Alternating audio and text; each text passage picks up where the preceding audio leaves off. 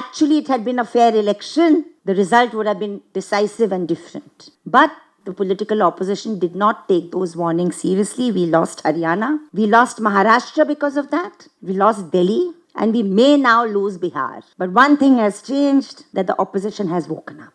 And we welcome the fact.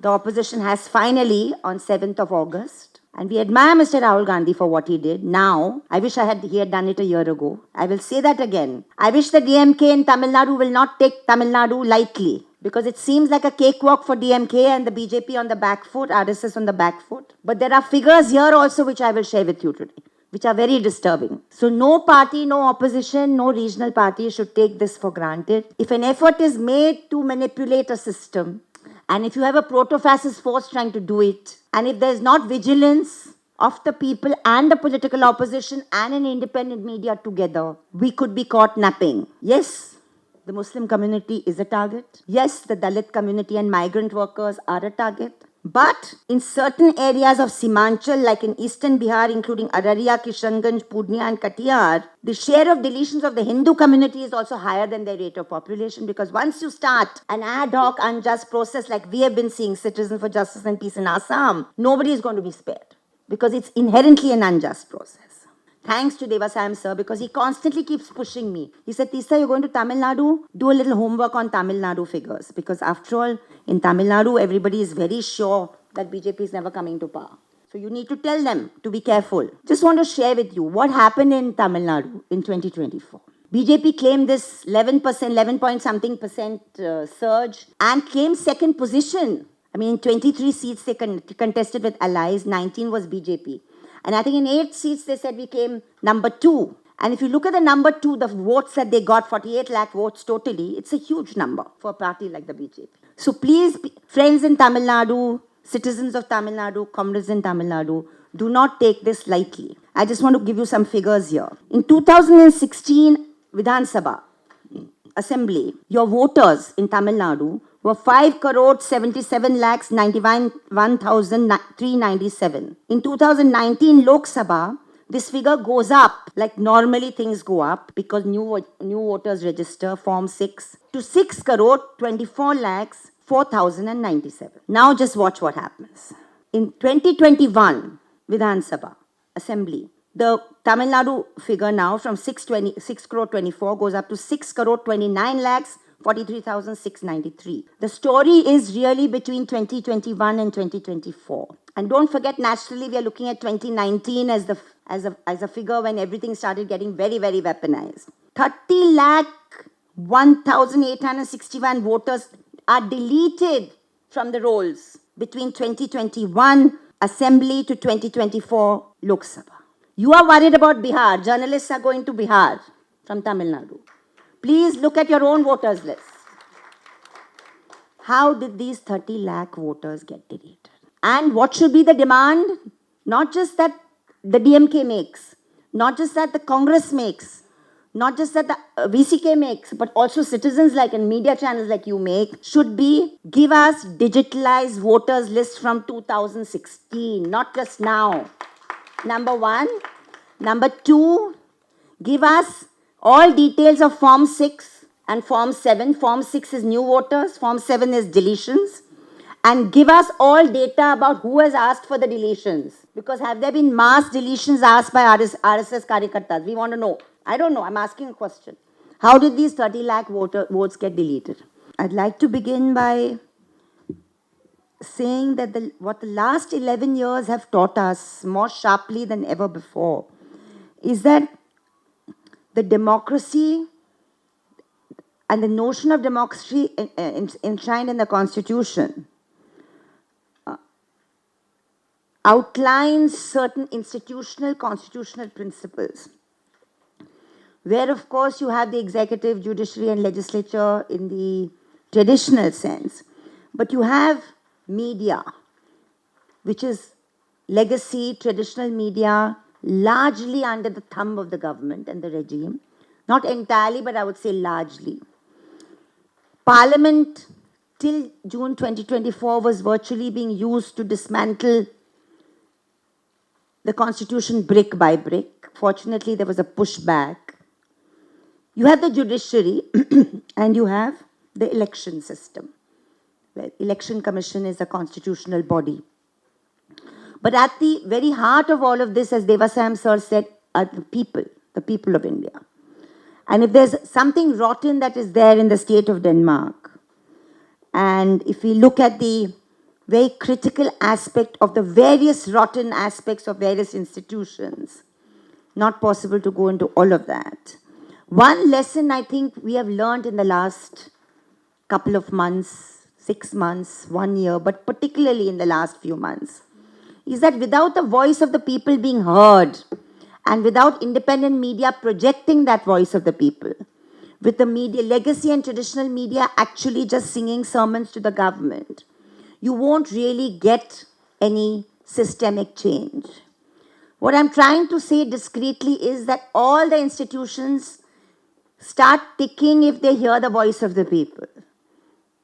And if we saw some hope yesterday in the Supreme Court order, temporary as it was, a stay order, if we saw some pushback on what the Election Commission is trying to do in Bihar, that's also got to do with how the people have responded and how the political opposition has woken up and responded. Lok Sabha 2024 brought the regime down to 240 seats. And everybody is talking about the trust deficit. Even the Supreme Court spoke about the trust deficit. Maybe one interesting figure that the court should also look at is the February-March figure of CSTS, which tells us that only 28% of the Indian people have faith in the Election Commission. This is before the Lok Sabha elections. So what is the reason for that? It was before Bihar SIR, it was before the Vote for Democracy report. But it is because of what Devasayam sir was talking about, the weaponization of the electronic voting system completely. Whether it is the VVPAT system not being implemented, the auditor trail, whether it is the SLU unit being made vulnerable to possible manipulation because it is connected to the Election Commission website and it has a labile memory. These are all very complex issues. And we've been trying to look at these issues very, very closely with a band of experts. We call this a proto-fascist government because it is a Rashtriya Swayamsevak Sangh driven Bharatiya Janata Party NDA government. Yes, it was not the political opposition that managed to bring them down to 240. It was the people of India that managed to bring them down to 240. I think this is something the political opposition must have the humility to recognize. And I'm repeating this because I think without the fact that people getting involved in the 2024 election, you would not have got the result that it did.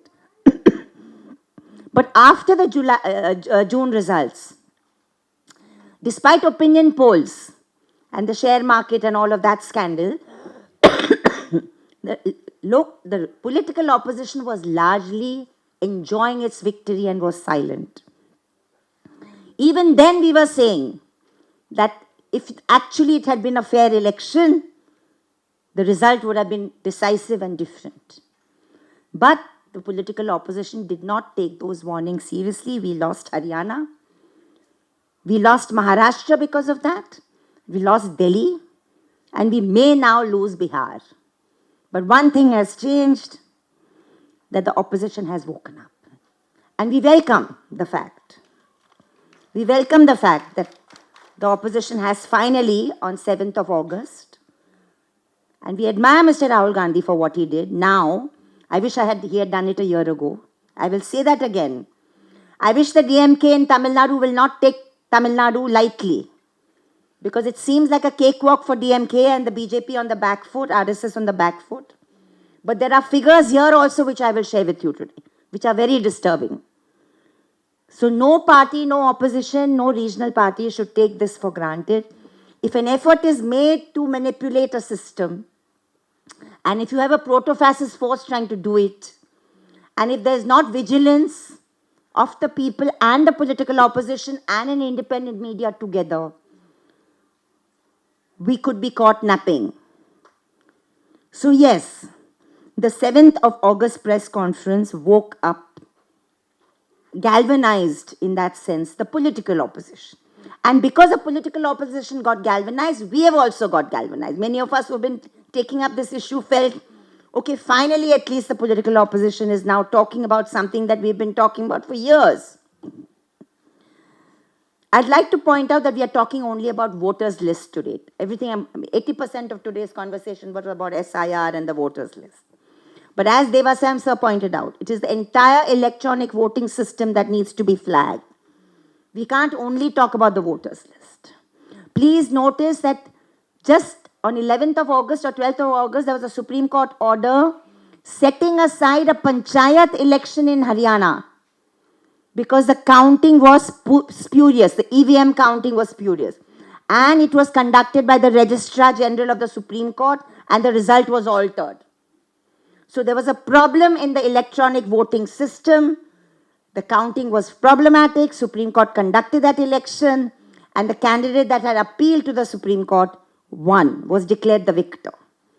So I think we will have to look at issues beyond just the voters list. Though of course the voters list is a problem and a part of the bigger problem, but it is not the only problem. What the 7th of August press conference did wonderfully is that a whole host of independent investigators emerged on social media, and they've actually become warriors. So any kind of lies that the RSS IT cell tries to spin is being repudiated by these independent warriors, which is a great thing. But we can't talk about Bihar and we cannot talk about SIR without paying tributes from this podium to Ajit Anjum, one of the independent journalists who did wonderful on-ground reporting from about 1st or 2nd of July. And I think these are the things that we need to keep noting because that's how we build solidarities. I will now speak particularly, after this introduction, I will now speak particularly about, briefly, I will mention what happened last year when we brought out the Vote for Democracy report. I put it on my Twitter thread today, which says that, just as a reminder, close to 5 crore, 4 crore 65 lakh votes, according to us, was injected spuriously. In most states, it influenced seats. In Tamilnadu, it took the percentage up of the BJP to 11%. And I'll again show how, possibly. Like I said, everything we are doing today, whether what Mr. Rahul Gandhi did in Madhavpura or whether we are doing is circumstantial evidence. Eventually, there has to be an admission by the institutions of governance and adjudication that something is really rotten in the system and it needs a complete, fair investigation. And that can only happen if the EVS system and the machine and the SLU unit becomes open to inspection, if the source code is made public. I'm repeating, the source code has to be made public, and the VVPAT system has to be at least 30% of audit trail counting. It can't be 0.02%, which is a meaningless statistical number. So please, because I believe this group wants to take this seriously, I'm flagging these issues. Let it not just be Bihar SIR. It's a wider issue here, much wider issue.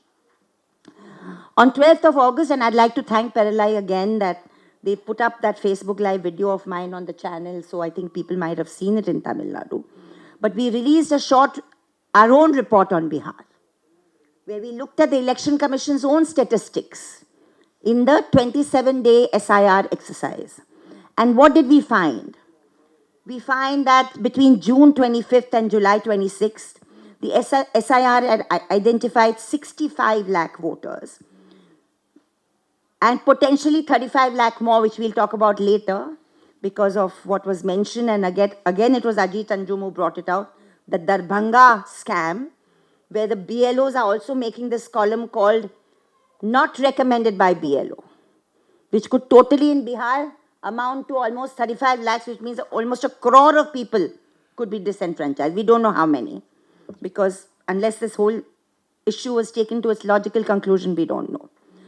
Out of this total 65 lakh, which is 8.31% of Bihar's population, 55% were permanently shifted according to the Election Commission, not found by them. 34% according to them is deceased. 11% are duplicate entries. Now, how did they arrive at these figures? When we looked at the Election Commission's own press releases over that 25-26 day period, we found specific days when the spikes happened. It was not a steady flow of data.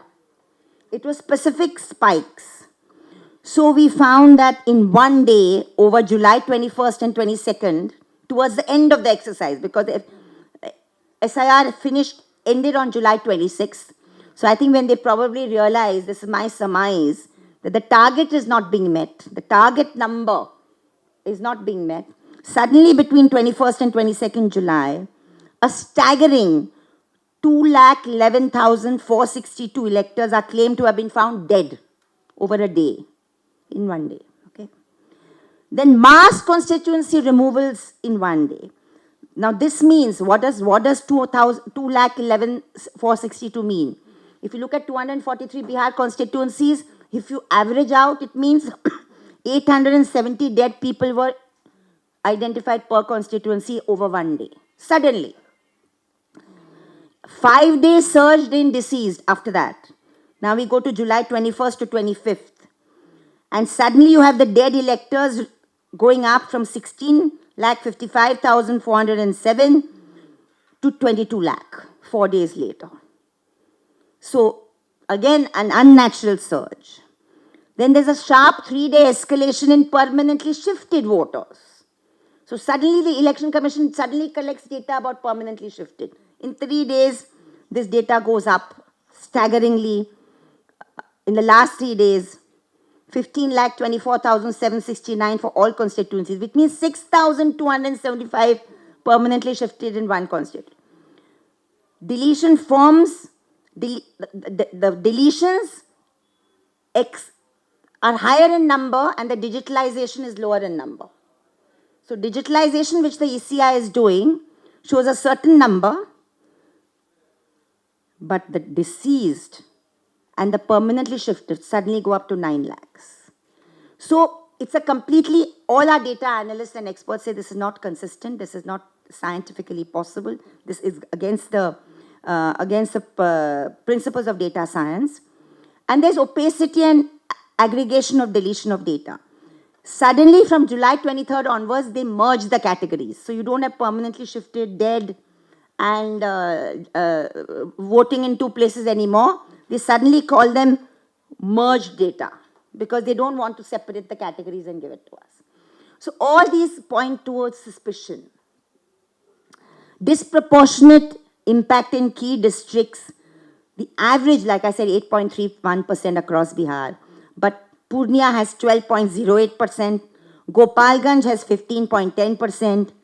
Kishanganj has 11.82%. Madhubani has 10.44%. So some districts are particularly targeted and select. So all this points to a very, very huge suspicion. Yes, the Muslim community is a target. Yes, the Dalit community and migrant workers are a target. But in certain areas of Simanchal, like in eastern Bihar, including Araria, Kishanganj, Purnia and Katiyar, the share of deletions of the Hindu community is also higher than their rate of population, because once you start an ad hoc unjust process like we have been seeing, Citizen for Justice and Peace in Assam, nobody is going to be spared because it's inherently an unjust process. So this is Bihar SIR. Now tomorrow in Bangalore, we are going to be releasing our Maharashtra report. And Devasayam sir, Madhav Deshpande sir and I will be there. And we are going to be talking like he talked today, so I won't repeat that, on the weaponization of the overall system. I spoke about a few words also. But we are also going to be speaking about some of the findings of Maharashtra. Now that also, the Congress party, Praveen Chakravarti, Rahul Gandhi have been flagging some issues. It's not News Laundry brought out an investigation on Nagpur, which was mentioned by one of the speakers. But what we have found is also something very interesting, some things that others have not found, which is that post 5 p.m. in Maharashtra, there was up to midnight, there was a 7.83% surge in votes, just like happened after Lok Sabha. And Lok Sabha, the national average, as mentioned by Devasayam sir was about 4.83%, but in Andhra and Orissa it was above 12%, in Maharashtra it was 8%, and in Tamil Nadu it was lower percent. So it was a different ratio in different places. In Maharashtra we had a 7.83% jump post 5 p.m. Now elections stop at 6. They give us figures of 5. They don't give us figures after that. And there's no rationale why they're not giving figures. And one of the biggest problems of the Election Commission after Lok Sabha 2024 is that they've stopped giving actual voting figures. They're giving percentages. Now, why are they giving percentages? Votes are cast in numbers. Votes are counted in numbers. Votes are recorded in numbers. Why are you giving us percentages? Obviously, there is a game here, and they have to explain that. We also found there's a discrepancy in Maharashtra Vidhan Sabha elections between the state CEO figures and the Election Commission figures. Please understand what I'm saying. So 11 lakh difference in the voters list. So in August 30th, 2024, the Election Commission says there are 11 lakh more. And Maharashtra CEC says, no, there are 11 lakh less. So what's going on here? And there's no explanation. And this happens in October as well. This happens in November, the voters list. Very interesting in Maharashtra, the report will release tomorrow in detail. This figure was mentioned by Rahul Gandhi ji, that between 6 months between May 2024 and November 2024, that is Lok Sabha and Vidhan Sabha, 41 lakh voters in Maharashtra increased. That's not a new figure. But what we found is something very, very interesting. Please listen carefully. 6 months in 2019, that is between Lok Sabha 2019 and Assembly 2019. Again, it was a period of 6 months. There was voters increased by 12.7 lakhs. In the 5 years between 2019 and 2024, the voters increased by from 37.9 lakhs to 45 lakhs. Okay. In the 5 months between 2019 Lok Sabha and 2024 Assembly, the voters increased by 84.6 lakhs. As I already said, between May and November, 41 lakhs, and 7 months between March and October, 46 lakhs. So what ratio are we talking about? Why is the ratio so much larger in 2024 than in previous 5 years in the normal vote? I mean, we did not see in Maharashtra any magic of voter registration taking place that suddenly this went up so sharply. So these are the questions that we are raising. We are also asking how, and this was also mentioned, I think, by somebody here, that if you have certain number, we have 12,000 booths in Maharashtra, and you have this voter surge post 5 p.m., then on an average in every booth, voting should have gone on for at least 10 hours. And there is no sign of that. And of course, now the Election Commission is saying we are not going to give you video footage and we are going to destroy it. So basically, no transparency and no accountability. So all in all, this amounts to one institution of democracy getting completely opaque, non-transparent, and not even bothering to answer citizens.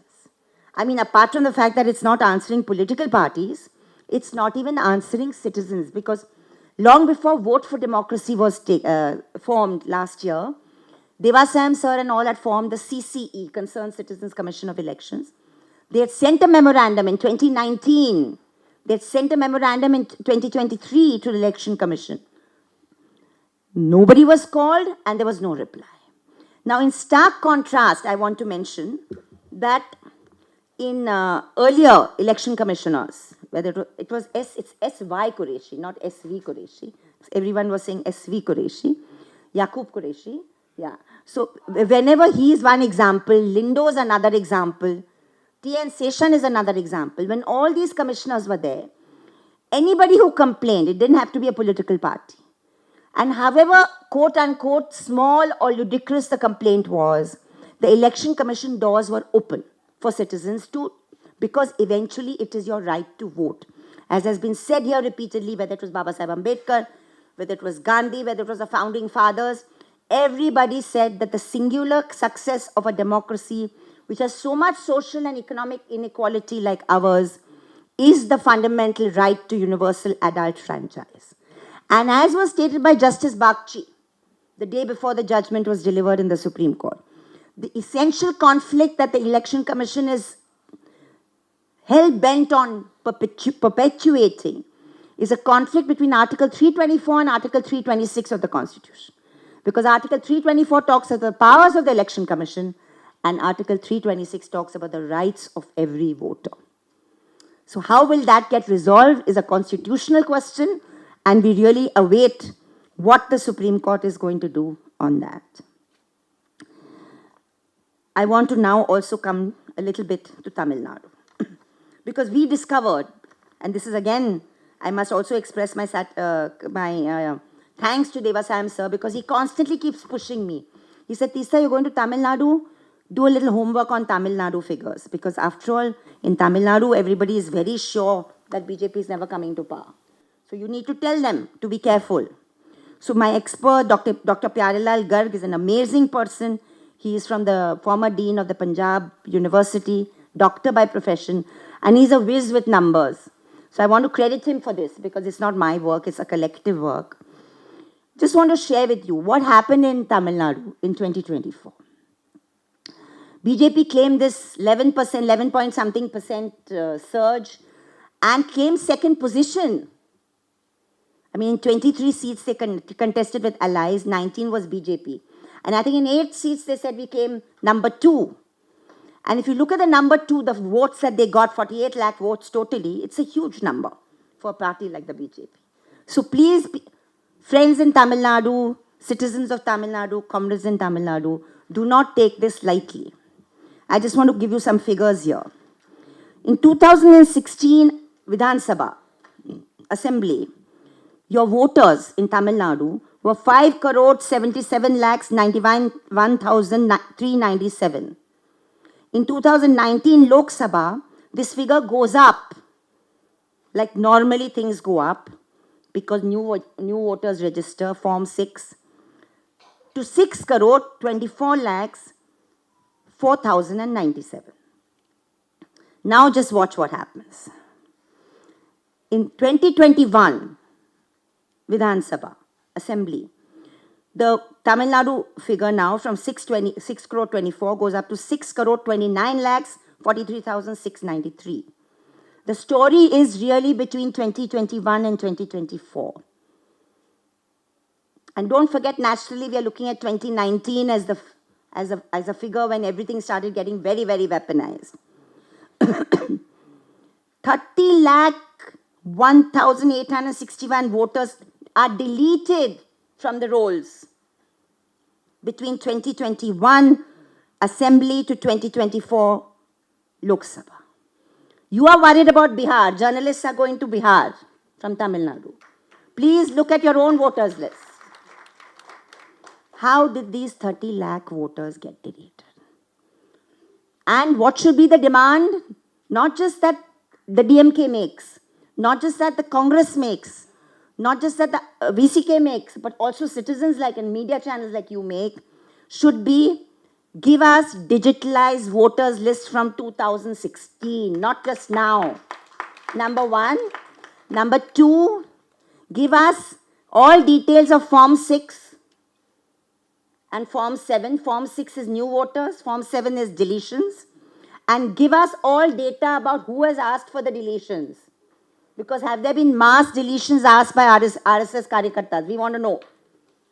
I don't know, I'm asking a question. How did these 30 lakh votes get deleted? I've just given you the figures. According to Dr. Garg, who keeps extrapolating on data, he says if you actually look between 2016 and 24, it's not just a question of these 30 lakhs. What about the increase that should have taken place of 5 lakhs every time? So he says actually it's closer to 76 lakhs missing voters. I'm not going there. I'm not even mentioning that figure, but I'm saying even if it's whether it's 30 lakhs or whether it's 76 lakhs, it is a huge number for Tamil Nadu.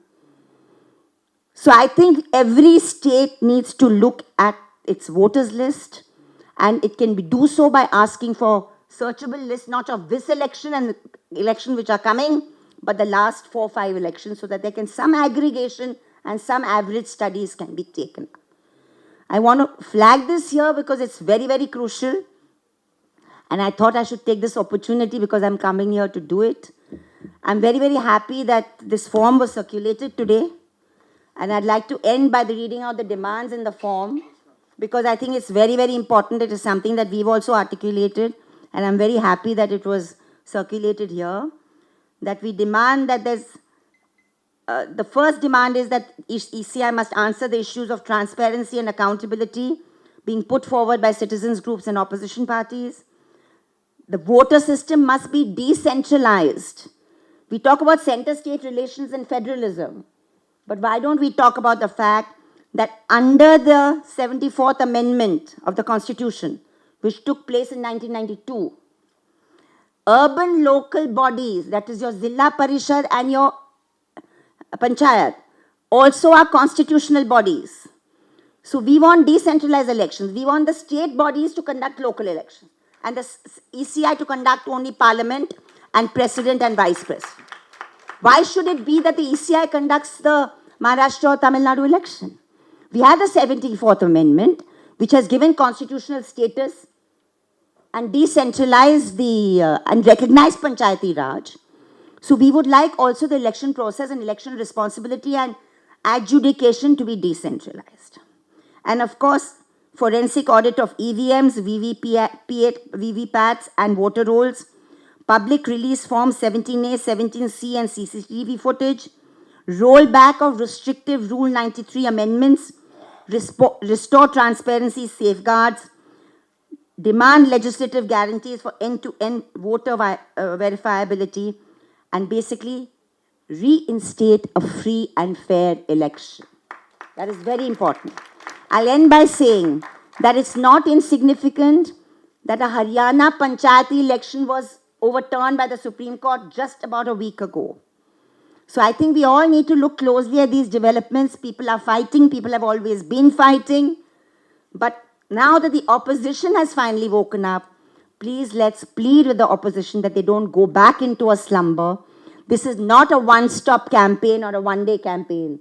It will be a relentless campaign at all these multiple levels. Thank you very, very much.